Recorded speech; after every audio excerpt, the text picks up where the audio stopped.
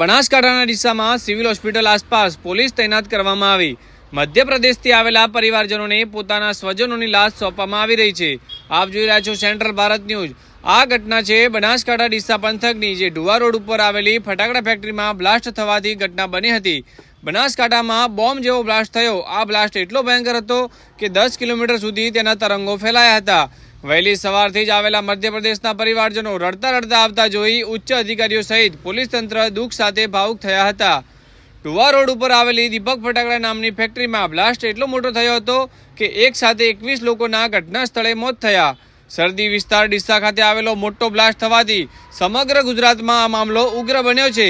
એમાં 21 લોકોના ઘટના સ્થળે જ મોત, જ્યારે એક પછી એક મૃતક લાશ મળી આવતા વિસ્તારમાં અરેરાટી પ્રસરી જવા પામી છે।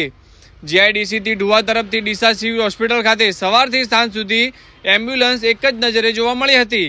સમગ્ર લાશને ડીસા સિવિલ હોસ્પિટલ ખાતે ખસેડવામાં આવી હતી। ત્યારબાદ વહેલી સવારે મધ્યપ્રદેશથી આવેલા પરિવારજનોને લાશ સોંપવામાં આવી હતી, જેમાં એમ્બ્યુલન્સ મારફતે મધ્યપ્રદેશમાં લાશો મોકલવામાં આવી રહી છે।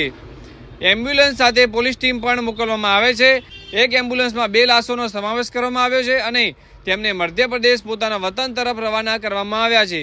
જ્યારે અમુક પરિવારજનોની લાશની આઈડેન્ટિફિકેશન ન થતા ભારે હંગામો થયો હતો અને સરકાર અને પ્રશાસન પર ભારે આક્ષેપો કર્યા હતા। તેમાં જિગ્નેશ મેવાણી પણ આવી પહોંચ્યા। પરિવાર સાથે વાતચીત દરમિયાન ઉગ્ર બન્યા હતા। સવારથી જ ઉચ્ચ અધિકારીઓ સિવિલ હોસ્પિટલ ખાતે આવી પહોંચ્યા હતા, જેમાં કલેક્ટર, નાયબ કલેક્ટર, ડીવાયએસપી, એસપી, પીઆઈ, સ્થાનિક ધારાસભ્ય, પોલીસ તંત્ર, સરકારી ડોક્ટર તેમજ તમામ ટીમ હાજર રહી હતી। વધુમાં જાણીશું કયું પાપ અને એવો કેવો ભ્રષ્ટાચાર રાજ્યની સરકાર સંતાડવા માંગે છે કે ડીસાના ગોડાઉનમાં ગેરકાયદેસર રીતે ફટાકડાના ઉત્પાદન બદલ જે આગ લાગી અને 20 જેટલા નિર્દોષો માસૂમ બાળકો સહિત હોમાયા, એનાથી લાજવાના બદલે આ નાલાયક સરકાર અને ભ્રષ્ટ તંત્ર, આ માતા મારી પાછળ બેઠી છે, એમને એમની મૃત્યુ પામનાર દીકરીનું મોં નથી જોવા દેતા। એની લાશ એમની મરજીની વિરુદ્ધ મધ્યપ્રદેશ જવા રવાના કરી દીધી। આપણા ગુજરાતમાં શું ધંધા ચાલી રહ્યા છે? એવું કયું પાપ છે જે બનાસકાંઠા જિલ્લા કલેક્ટર તંત્ર છુપાવવા માંગે છે? આ સવાલ પૂછવા માંગુ છું। આજે 8:24 કલેક્ટર મિહિર પટેલને મેં ફોન કર્યો છે કે મધ્યપ્રદેશના પીડિતો મને કહી રહ્યા છે કે અમે આવીને આઈડેન્ટિફાઈ ન કરીએ કે મારું સંતાન છે, અમારા સગાવાલા છે, ત્યાં સુધી કોઈની પણ બોડીને મધ્યપ્રદેશ રવાના ના કરતા એ છતાં ડેડ બોડી મોકલી દીધી। કોની સૂચના હતી? કમલમની? ગાંધીનગરની? કોની સૂચના હતી?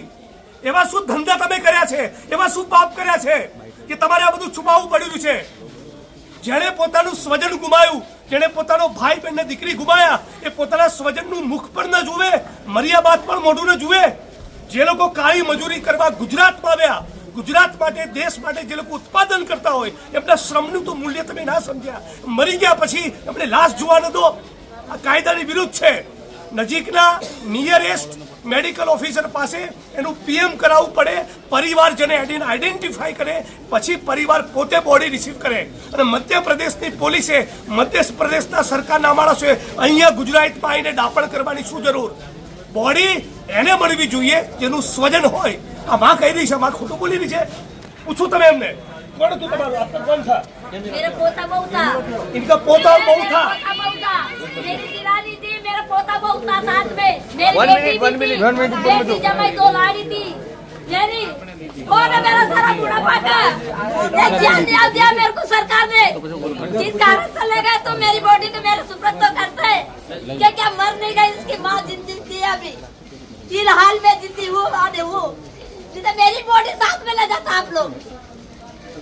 હું માગણી કરું છું આ અધિકારીઓની ભૂમિકાની પણ તપાસ થવી જોઈએ। ફેક્ટરીમાં ઇલીગલ ફટાકડાનું ઉત્પાદન થતું રહ્યું તો ત્યાં સુધી સ્થાનિક પોલીસ પ્રશાસન શું કરતા હતા? એ લોકોની પણ જવાબદારી બને છે। એ પ્રમાણે બોડી આવી રીતે ગેરકાયદેસર રીતે મધ્યપ્રદેશની સરકારના માણસોને કોણે સોંપી, એમને પણ સસ્પેન્ડ કરવા જોઈએ। બિલકુલ, કયા વિસ્ફોટક તંગડી પદાર્થો હતા, કેટલા દિવસથી ચાલતા હતા, અને અચ્છા, જે અધિકારીઓની ફરજ બેદરકારીના કારણે આ કાંડ સર્જાયો એને તપાસ સોંપી છે। એટલે રાજકોટમાં જે બન્યું, બીજી ઘટનાઓમાં ડીએમ ખીરની તપાસ બિલાડી કરશે। આ એસઆઈડી ફ્રોડ છે। આ એસઆઈટી એ નકરી 420 છે. હું માંગણી કરું છું જેની ઇન્ટેગ્રિટીમાં શંકા ના થઈ શકે એવા અધિકારીને તપાસ સોંપો. અને અમે બધા આ પીડિત પરિવારોની પડઘે ત્યાં સુધી ઊભા નથી થવાના જ્યાં સુધી બોડી પાસે લાવીને એમનું મુખ એની માતાને બતાવવામાં ના આવે. મારા પરિવારનું કોઈ સ્વજન જતું રહ્યું હોય અને બીજા રાજ્યની પોલીસ એને લઈને જતી રહી, આ કઈ રીતે ચાલે? હરદાની ફેક્ટરીમાં જે 13 લોકો ગયા વર્ષે મર્યા,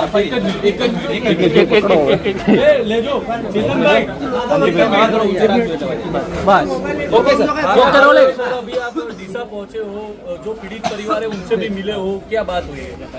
मैं गुजराती और हिंदी दोनों में थोड़ी बात रखूंगा. हरदा के अंदर पिछले साल जो ब्लास्ट हुआ उस ब्लास्ट में 13 लोग मर गए थे.